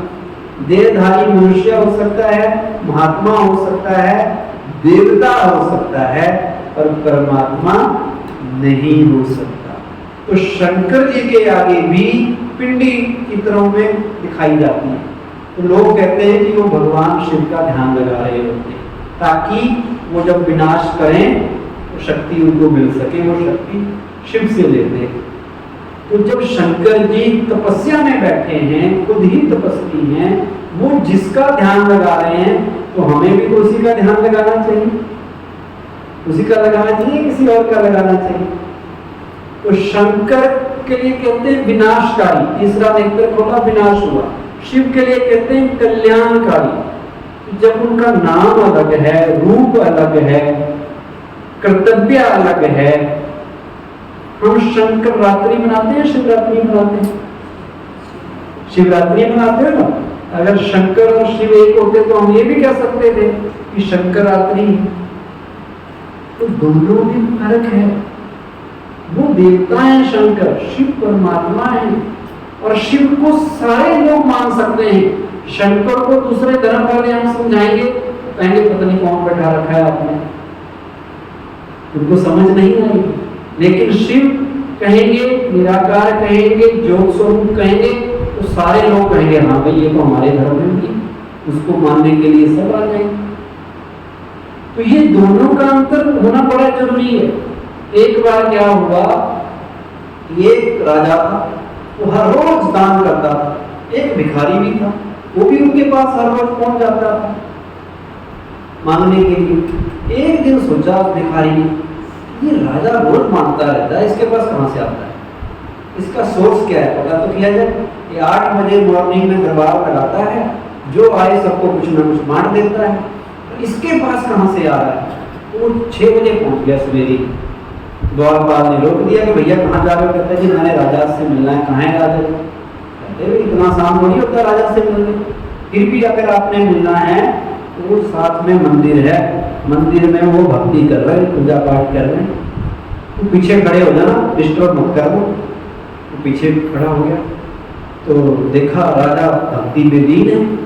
राजा भगवान को कह रहे हैं हे भगवान मुझे इतना देना, इतनी मेरी झोली भरना कि मैं सबकी झोली भर सकूं। भिखारी ने सुन लिया, बाहर आ गया। द्वारपाल ने कहा कि राजा से मिले? कहते नहीं मिला। कहते मिलना नहीं है? कहते नहीं मिलना, पता चल गया। कहते क्या पता चला? कहता राजा खुद भिखारी है, तो किसी और से मांगा।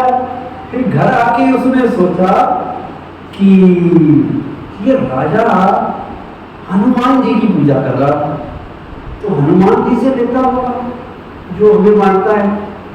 ये हनुमान जी किसकी पूजा करते होंगे? हनुमान जी किससे लेते हैं? तो उसे याद आया कि हनुमान जी के तो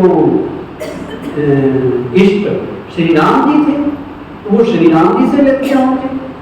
फिर उसके मन में आया कि श्री राम जी ने जब वहाँ रामेश्वरम में किसकी पूजा की थी? तो याद आया कि वहाँ तो उन्होंने शिव की पूजा की थी। इसका मतलब उन्होंने भी शक्ति शिव से ली रावण के ऊपर जीत पाने की। तो शिव से वो शक्ति लेते हैं, तो इसका मतलब शिव के पास जितना है उसमें से कुछ हिस्सा श्री राम जी को मिल गया। और श्री राम जी के कई भगत हैं, हनुमान भी एक है, हनुमान को थोड़ा ज्यादा देता होगा, पर बंट तो गया ना। अब हनुमान जी के भी कई भगत हैं, वो भी कुछ राजा को दे देता होगा, कुछ औरों को दे देता होगा। तो जो 100 रुपए ऊपर से चले थे वो मेरे पास आते आते 1 रुपया हो गया। जैसे वो कहते हैं ना डेवलपमेंट के गवर्नमेंट 100 रुपए निकालती है तो 1 भी पहुंचता है जनता तक। तो ऐसे ही यहाँ भी हो रहा है, वाया वाया वाया वाया। तो उस भिखारी को था दिमाग वाला, उसने सोचा मैं क्यों ना वाया वाया को खत्म करके मैं भी शिव से ही अपना कनेक्शन जोड़ूं, ताकि जितना मिले मुझे डायरेक्ट मिले। इनडायरेक्ट वाला जैसे आजकल गवर्नमेंट डायरेक्ट बैंक में डालती है पैसा, नहीं तो कई कमीशन के एजेंट पैसे खा जाते थे गरीबों के। अब लोगों के घर में सीधा पैसा आता है, ट्रांसफर हो गया, चाहे वो पेंशन का है चाहे किसी और चीज का है। तो अब हम भी क्यों ना उस परमात्मा से डायरेक्ट कनेक्शन जोड़ के उससे अपने अंदर शक्तियां भरें, क्योंकि जब पता चल गया कि वो परमात्मा है, बाकी जितने भी देवधारी हैं जिनकी मूर्तियां बनी हुई हैं मंदिरों में, सब देवी देवता हैं। और देवी देवताओं का, देवों का देव वो महादेव, देवियों का भी देव वो महादेव शिव है। क्यों ना उससे कनेक्शन जोड़ा जाए। नीचे उसका शिवरात्रि भी दिखाया था, नीचे पिछले चित्र में, कि शिवरात्रि उस परमात्मा के शिव के अवतरण का यादगार है। वो आप जन्म नहीं लेता मां के पेट से, वो कैसे सतधर्म की स्थापना करेगा, कैसे ज्ञान देगा। तो किसी देहधारी में जिसका शरीर ऑलरेडी है उसमें एंटर करके उसके मुख का आधार लेके, उसकी आंखों का आधार लेके उसके शरीर के द्वारा ज्ञान देता है, उसको दिव्य अवतरण कहा जाता है। तो वो अवतरित होता है। अवतरित मतलब मां के पेट से नहीं जन्म लेता, किसी में परकाया प्रवेश करता है और उसके द्वारा ज्ञान देता है। और उसकी यादगार शिवरात्रि हर साल मनाई जाती है। रात्रि मतलब जब वो आता है कलयुग रूपी रात्रि, अज्ञान रूपी रात्रि, भ्रष्टाचार रूपी रात्रि, जब वो अज्ञान अंधेरा दुनिया में होता है, बुराइयों का अंधेरा, उस वक्त वो आके ज्ञान देता है और 5 भूतों से, काम क्रोध लोभ मोह अहंकार, इससे सारी दुनिया को, सब लोगों को मुक्त करके सत्य धर्म की स्थापना करता है, जिससे कलयुग समापन होता है और सतयुग शुरू होता है। इसलिए ये शिवरात्रि मनाई जाती है। लास्ट का ये जो चित्र है ये हमें बता रहा है परमात्मा के कर्तव्य। मैंने कहा कि परमात्मा अकर्ता है, अभोक्ता है, कर्म फल में नहीं आता। फिर सृष्टि कैसे संभालता होगा, कैसे दुनिया चलती है? मालिक भी है वो हम सबका, क्रिएटर भी है, डायरेक्टर भी है। उसको करन करावन हार कहा जाता है। वो करता नहीं है, करवाता है। कैसे करवाता है? तो इन तीन देवताओं का आधार लेता है, ब्रह्मा, विष्णु, महेश या शंकर। इसलिए उसको गॉड कहते हैं। GOD, जनरेशन, ऑपरेशन, डिस्ट्रक्शन, स्थापना, पालना और विनाश। ब्रह्मा द्वारा स्थापना करता है, स्थापित हो गई दुनिया, उसकी पालना विष्णु के द्वारा कराता है। जब दुनिया बिल्कुल तमो प्रधान गिरावट वाली हो जाती है, उसका विनाश कलयुग के अंत में शंकर के द्वारा कराता है। तो ये तीन देवताओं को रचता है, इसलिए उसको त्रिमूर्ति भी कहते हैं। अब ब्रह्मा द्वारा स्थापना कैसे होती है, ये बड़ा गहरा सब्जेक्ट है, तो कल परसों और उससे अगले दिन आपको बताएंगे कि कैसे वो सतधर्म की स्थापना करता होगा, कैसे ज्ञान देता है, कैसे परकाया प्रवेश करके वो गीता ज्ञान, सतधर्म स्थापित करने वाला ज्ञान वो समझ देता है, जिससे एक अच्छी दुनिया आती है। और शंकर के द्वारा विनाश का मतलब तो आप जानते हैं कि दुनिया में आज कितने विनाश के बन चुके हैं, दुनिया खत्म करने के तरीके, वो तो हो ही जाता है। तो इन तीन देवी देवताओं के द्वारा वो काम कर रहा है। अभी वो स्थापना का कार्य परमात्मा सचमुच आके कर रहा है। कैसे करता है वो कल परसों आपको डिटेल में बताया जाएगा। तो कल हम मेडिटेशन का लेसन लेंगे, राजयोग मेडिटेशन, कि परमात्मा जब आता है तो योग सिखाता है, मेडिटेशन सिखाता है। कौन सा वो योग है, कैसे करना है, कैसे उसका ध्यान लगाना है, क्या उससे प्राप्ति होगी, कौन सी मेडिटेशन सही है। जैसे परमात्मा के बारे में कई मान्यताएं हैं, ऐसे मेडिटेशन भी दुनिया में कई किस्म की है, लेकिन वो कौन सा तरीका बताता है उसे याद करने का, वो कल हम डिटेल में सीखेंगे। परमात्मा से प्यार, परमात्मा के शक्तियां कैसे लें राजयोग के द्वारा। तो अभी हम 2 मिनट के लिए मेडिटेशन का अभ्यास करेंगे, थोड़ा सा, जैसे हर साल हर दिन करते हैं। सभी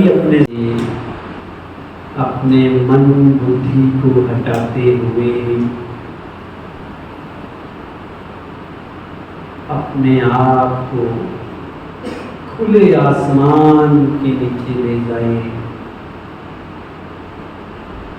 चारों ओर सुंदर सुंदर फूल खिले हुए हैं। अपने आप को किसी सुंदर बगीचे के अंदर देखें।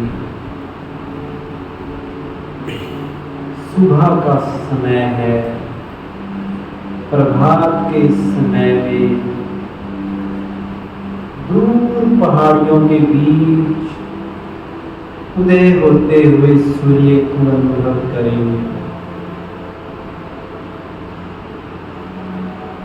पंछियों की संगीतमय आवाज को सुनने का प्रयास करें।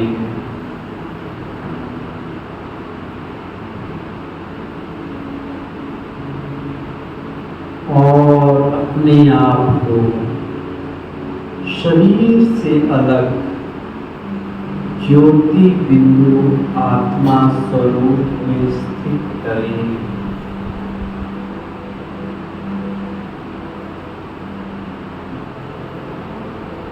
कह दें अपने आप को,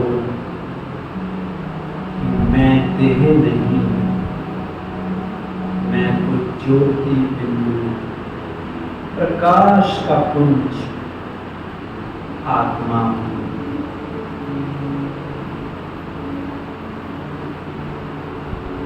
जो भ्रिकुटी के मध्य चमक रहा है,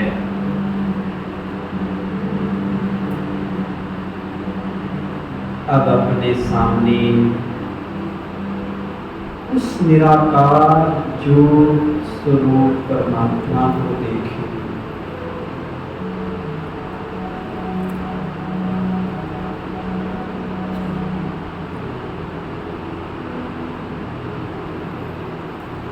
अनुभव करें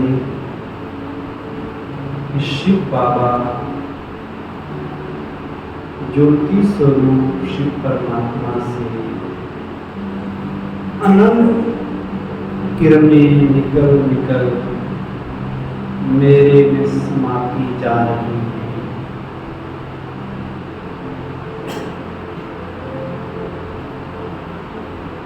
शिव बाबा से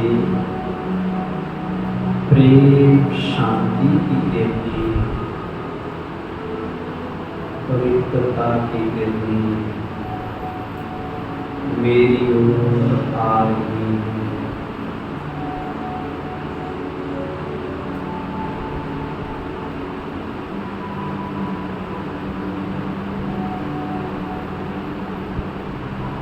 शिव बाबा से कहिए, हे मेरे प्रभु, हे मेरे परमात्मा, मैं कितना सौभाग्यशाली हूँ जो आज मुझे आपकी सही पहचान मिली। मैं धन्य धन्य हो गया आपका सत्य परिचय पाकर। कितना सुंदर रूप है आपका, कितनी शांति मिलती है आपको देखकर। हे मेरे प्रभु, आप तो शांति के सागर हैं, दया और करुणा के भंडार हैं। मैं आपका बच्चा हूँ, मुझे भी आप जैसा ही बनना है।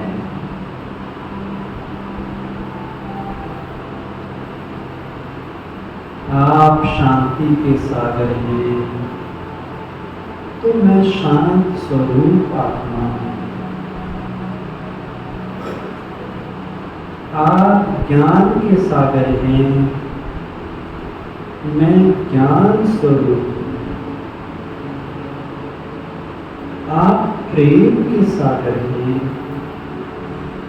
मैं प्रेम स्वरूप हूँ।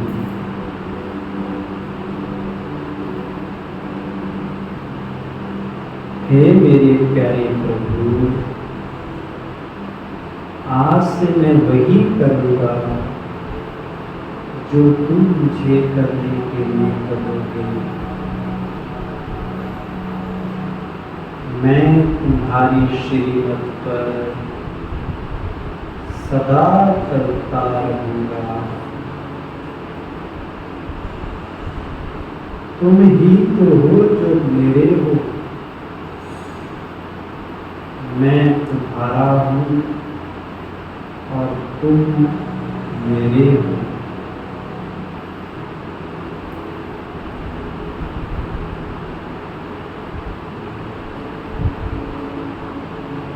आपका प्यार सदा मेरे ऊपर बना रहे, आपकी शक्तियाँ सदा मुझे मिलती रही।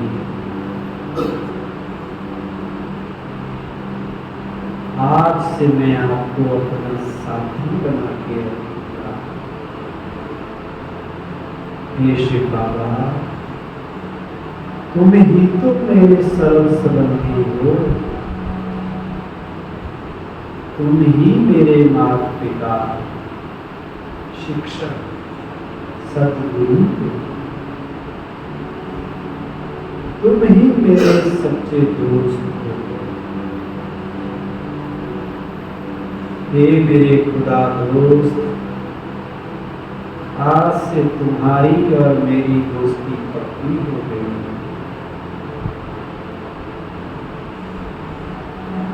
ये साथ अब कभी नहीं छूटेगा। तुम ही मेरे सच्चे कंपेनियन हो, बेस्ट फ्रेंड हो। मुझ आत्मा के तुम ही सच्चे आशिक हो। तुम ही मेरे सच्चे साजन हो, प्रियतम हो। आज से सब संबंधों का अनुभव मुझे तुम्हारे से करना है।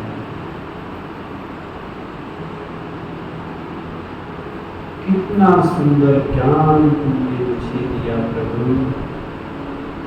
मुझे तो ना अपनी पहचान थी, ना तुम्हारी पहचान। तुमने जो ज्ञान मुझे दिया उसके लिए बहुत बहुत धन्यवाद।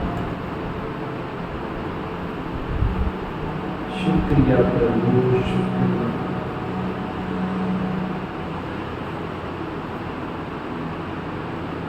ओम शांति, ओम शांति,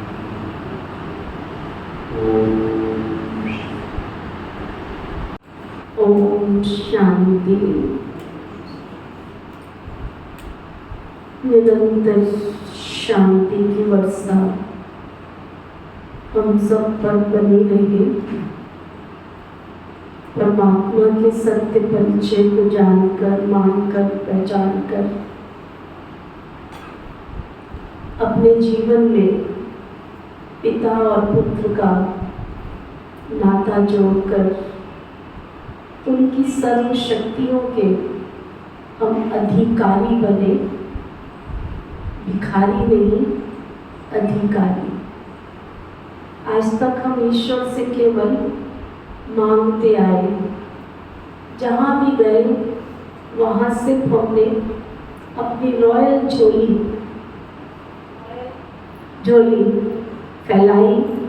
हे ईश्वर थोड़ी शांति दे दो, हे ईश्वर थोड़ा प्यार दे दो, हे ईश्वर थोड़ी खुशी दे दो। आज से और अभी से आप सभी, हम सभी ईश्वर के भिखारी नहीं, कौन है? बोलो सभी, कौन है? अधिकारी। वारिस हैं हम ईश्वर के, हम उसके बच्चे हैं। उसके बच्चे को मांगना नहीं पड़ता है। दुनिया में कहा जाता है मांगने से मरना भला, बिन मांगे मोती मिले, मांगे मिले ना भीख। अब हम सदियों से ईश्वर से मांगते आ रहे थे, लेकिन क्या हम तृप्त हो पा रहे थे? नहीं हो पा रहे थे। तो परमात्मा ने जो है, जैसा है वैसा हमें परिचय दिया। उस परिचय को जानकर, मानकर, पहचान कर 3 बातें हैं। एक है जानना, एक है मानना और एक है समझना। जानते तो हम बहुत कुछ हैं, मानते उससे ज़्यादा है, लेकिन समझते थोड़ा है। जानते हम बहुत कुछ हैं, मानते उससे थोड़ा है और समझते बिल्कुल थोड़ा है। तो आज से जानना मानना स्टॉप, लेकिन समझना है। समझने से हम परमात्मा की दिव्य शक्तियों को प्राप्त कर सकेंगे। पिता और पुत्र के नाते में भक्ति में हमने गाया था, तुम ही माता हो, तुम ही पिता हो, तुम ही बंधु हो, तुम ही सखा हो, ऑल एंड ऑल, सर्वे सर्वा। लेकिन अंदर से संबंध जोड़ा नहीं था। तो परमात्मा ने हमें वो शिक्षा दी है। अब समझ में आया है, हमें परमात्मा को समझकर उसके साथ सर्व संबंध जोड़कर उसके वर्षे का, क्योंकि परमात्मा क्या है? ज्ञान का सागर है, प्रेम का सागर है, सुख का सागर है, शांति का सागर है। अथाह परमात्मा की महिमा में कहते हैं वो रूप में बिंदु है और गुणों में सिंधु है। परमात्मा की महिमा में कहा जाता है जिस प्रकार प्रकाश को बांधा नहीं जा सकता, हजारों सूर्यों को आप इकट्ठा कर लो और उनको बांध कर दिखाओ, बांधने से मतलब अंधकार करके दिखाओ। अगर सूर्य प्रकट है तो अंधकार कहीं पर हो ही नहीं सकता है। और जिस प्रकार सूर्य को बांधा नहीं जा सकता है, प्रकाश को बांधा नहीं जा सकता, उसी अनुसार सागर की सीमा को कोई लांग कर तो दिखावे, कोई लांग सकता है? सागर की सीमा को लांग नहीं सकता, सूर्य के प्रकाश को बांध नहीं सकता, और माँ सरस्वती को अगर उसकी वंदना के लिए बिठाया जाए तो कोई उसकी वंदना कर नहीं सकता। तो ऐसा परमपिता परमात्मा सर्वोच्च, जिसकी महिमा में गाते हैं, ऊंचा तेरा नाम है, ऊंचा तेरा काम है, और ऊंचे ते ऊंचा धाम है।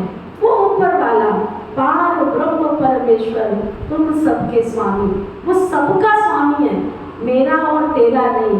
तो आज हमारे ओंकार भाई जी ने परमात्मा के परिचय को देकर हमारा संबंध उनके साथ जोड़ा है कि वो मेरा माता भी है, पिता भी है, बंधु भी है, सखा भी है, दोस्त भी है, ऑल इन ऑल। ठीक है, ये संबंध स्वीकार है। जिसको ये संबंध स्वीकार हुआ तो ऑल इन ऑल, भगवान मेरा सब कुछ है, सर्वे सर्वा है। अब उनसे हमें शक्तियाँ प्राप्त करनी है। तो कल का बहुत ही सुंदर एक विषय रहेगा कि परमात्मा की अनंत शक्तियाँ, परमात्मा की सर्वोच्च शक्तियाँ मेरे जीवन में सहज रीति से उतर जाएं। काम, क्रोध, लोभ, मोह, अहंकार, इन विकारों को जीतना कोई मुश्किल नहीं है। जैसे जैसे परमात्मा का दिव्य प्रकाश हमारे अंदर आता चला जाता है, ये अशुद्ध शक्तियाँ अपने आप हमारे अंदर से निकल कर चली जाती हैं। तो इसलिए कल का विषय है, ज़्यादा से ज़्यादा सभी को आप लाएंगे और ज़्यादा से ज़्यादा परिवार वालों को, जिससे परिवार में हमारा घर, जो हमारी भारत की संस्कृति थी, जिसमें कहा जाता था कि हमारे भारत के स्वर्ग कहलाते थे घर, गृहस्थ आश्रम कहलाता था, जहाँ हर कन्या राधा का रूप थी और हर बालक कृष्णा का रूप था। तो वो कृष्णा का रूप और राधा का रूप कब बनेगा? जब हमारे घर में, परिवार में उन दिव्य शक्तियों का संचार होगा, तो हमारे घर के बच्चे कृष्णा बनेंगे, राधा बनेंगे। तो इसलिए ज़्यादा से ज़्यादा सभी परिवार सहित आएंगे तो बहुत बहुत अच्छा रहेगा।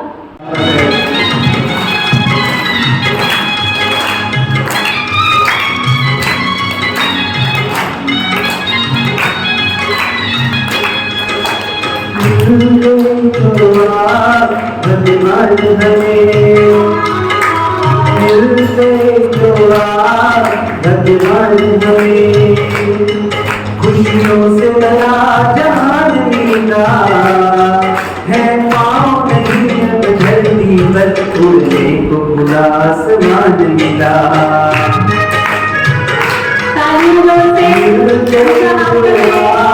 भगवान हमें मिल गए भगवान हमें।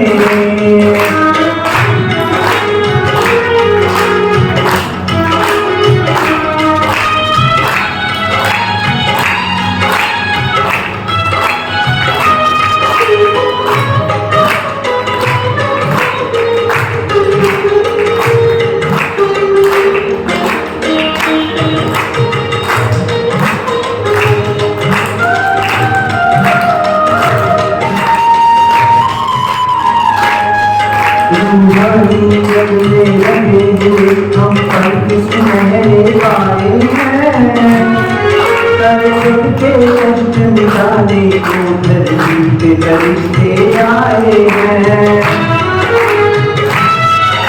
रूहानी रंग में लगे हुए हम पंख सुनहरे पाए हैं, के कष्ट मिटाने को धरती पे फरिश्ते आए हैं।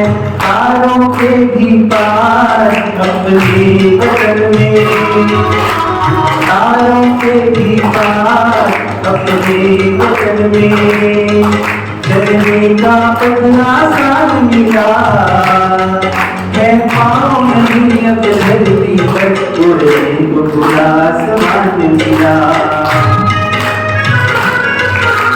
मिल गए जो आप भगवान हमें, मिल गए जो आप भगवान हमें। ध्यान हटाते हुए एकदम अपने आप को हलचल से दूर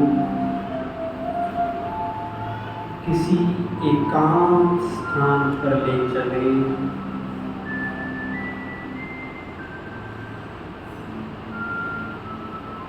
किसी झील के किनारे चारों ओर पानी ही पानी है, जहाँ पानी की लहरों को महसूस करें।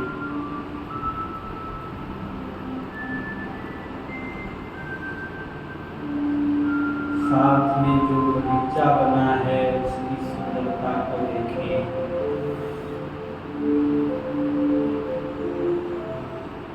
अस्त होते हुए सूर्य की लालिमा को महसूस करें।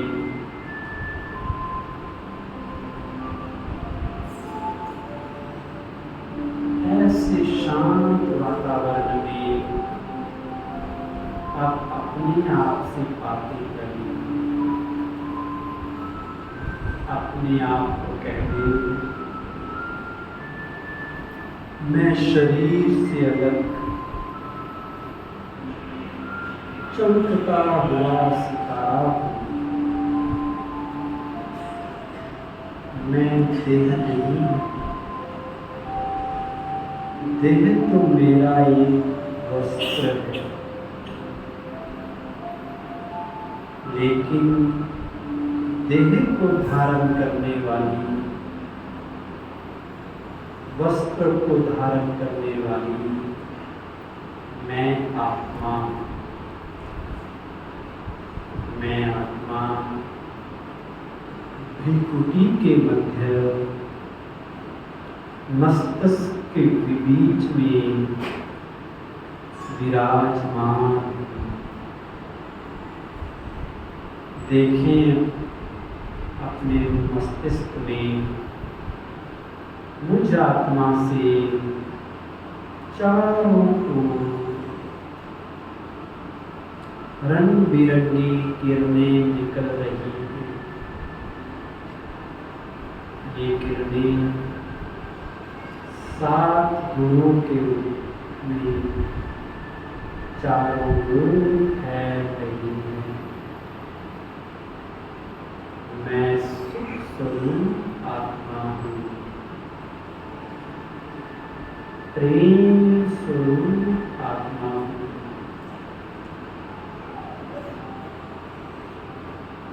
आनंद स्वरूप आत्मा। महसूस करें, मैं पवित्र स्वरूप आत्मा।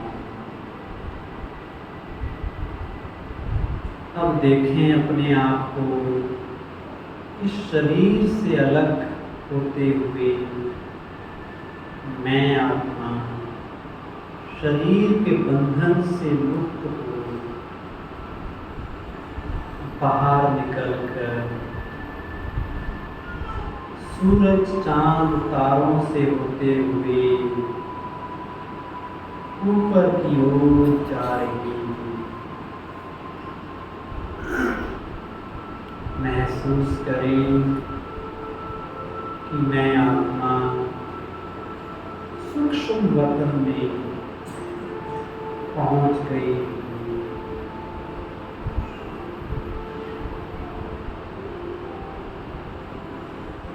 सूक्ष्म लोक से भी होते हुए अब मैं आगे की यात्रा की ओर जा रही हूँ।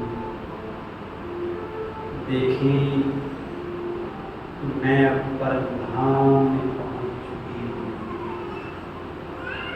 वो परम धाम जहाँ मुझ आत्मा का पिता ज्योत स्वरूप परमात्मा विराजमान है।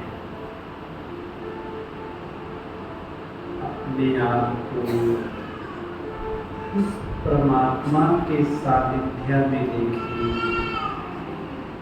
परमात्मा से कई शक्तियाँ निकल कर मुझ आत्मा में समा रही हैं। परमात्मा के निकट आकर मैं आत्मा सर्व शक्तियों से संपन्न बन रही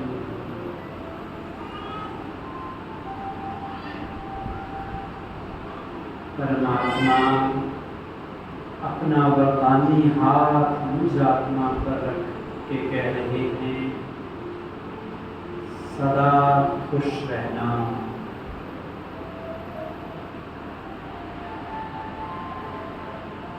आज परमात्मा का वरदान मुझे मिल गया, खुश रहने का।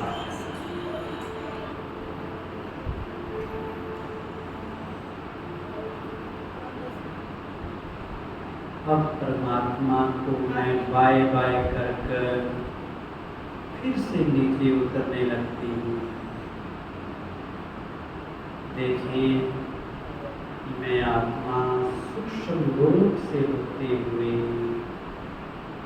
चार तारों से होते हुए इस संसार में, इस सृष्टि में पहुँच गई और वापस अपने शरीर में प्रवेश कर चुकी हूँ।